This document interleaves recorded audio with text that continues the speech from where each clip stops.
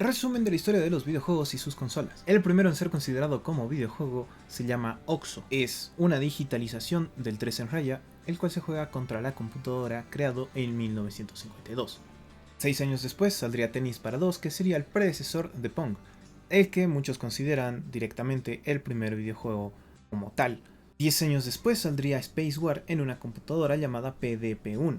Este sería el inicio de lo que unos 7 años después pasarían a ser las primeras máquinas arcade, llamadas Computer Space, las cuales eran este mismo Space War introducido en una máquina arcade. 2 años después de esto, en el 72, se crearía la primera consola que podrías conectar a la televisión para jugar desde tu casa. Se llamaba Magnavox Odyssey. En los 80 saldría la NES, la Atari 7800 y la Master System, las que serían los pilares fundadores de los videojuegos que hoy en día conocemos. Es entonces cuando saldría Super Mario Bros., un hito en la cultura que cambiaría todo desde ese momento hasta ahora y que sería uno de los juegos más longevos, pues tiene actualmente más de 30 años, junto con The Legend of Zelda.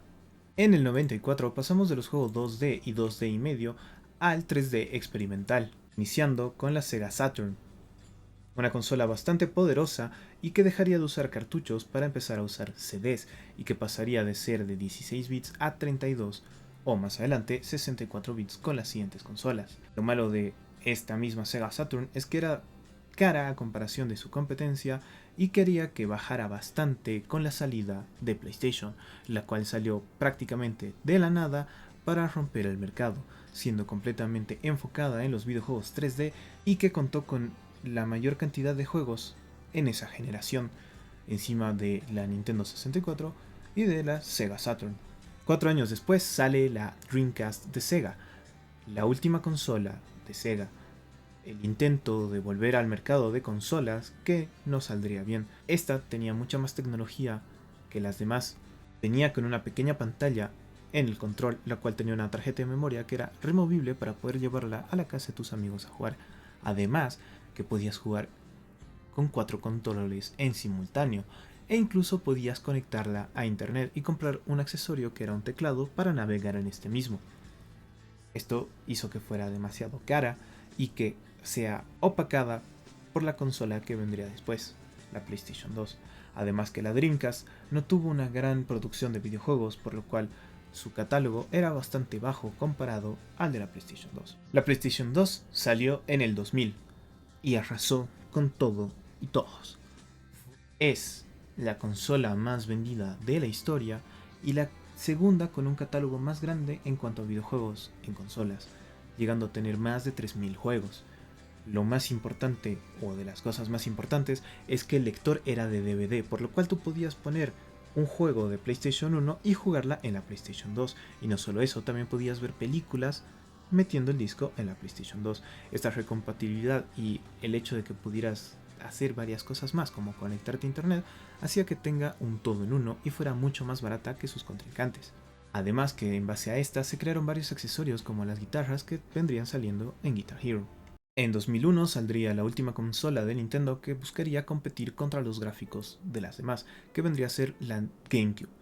Esta fue bastante costosa de hacer, los discos fueron mucho más pequeñitos y no tuvo tanto éxito, por lo cual varios juegos exclusivos como el Resident Evil 4 dejarían de ser exclusivos y pasarían a otras consolas como la de PlayStation 2. Aunque la GameCube tuviera mucho más potencial en cuanto a gráfico, se quedó bastante atrás en comparación de la PlayStation 2.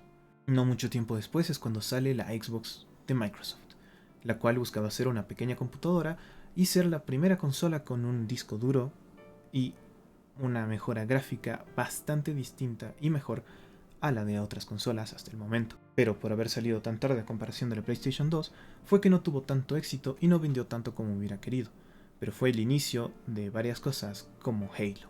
Es en 2005 cuando iniciaría la séptima generación de consolas, una de las más conocidas hasta el momento, la cual se basa en la Xbox 360, la PlayStation 3 y la Nintendo Wii.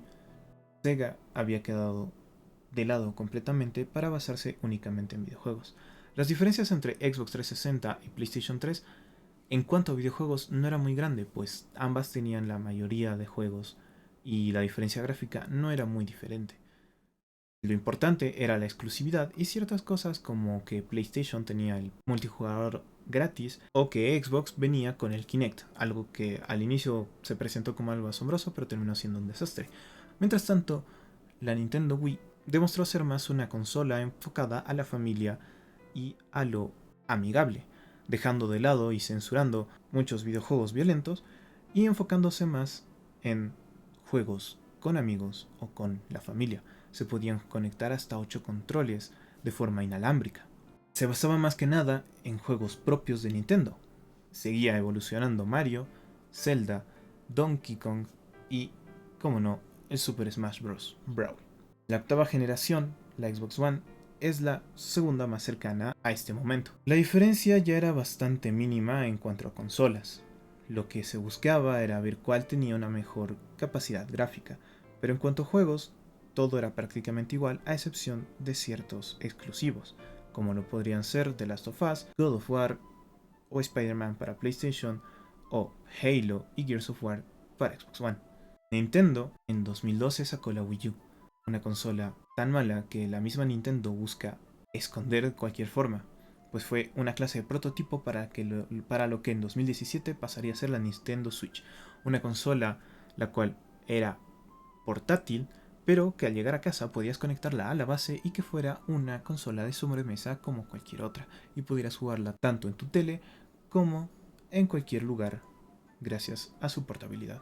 Y el año pasado salió la novena y por el momento la última generación de consolas, la cual pelea entre la PlayStation 5 y la Series X, que buscan llegar a gráficos hiperrealistas o también conocidos como fotorrealistas. En este momento no existen muchos juegos de ambas, pero se espera que los juegos que salgan asombren a la comunidad de ambas empresas.